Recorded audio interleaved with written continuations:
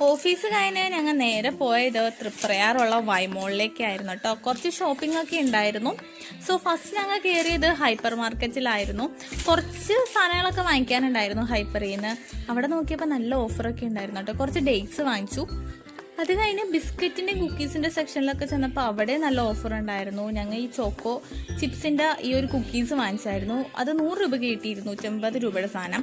അത് കഴിഞ്ഞ് ഞങ്ങൾ ട്രെൻഡ്സിൽ കയറി. വെറുതെ കയറിയതാണ്, കളക്ഷൻസ് ഒക്കെ ഉണ്ടാകുന്ന നോക്കിയപ്പോൾ ഓണം കളക്ഷൻസ്, അടിപൊളി കളക്ഷൻസ് ഒക്കെ ഉണ്ടായിരുന്നു കേട്ടോ ഓണം കളക്ഷൻസിൽ. അതുപോലെ തന്നെ 50% ഓഫ് ഉണ്ടായിരുന്നു.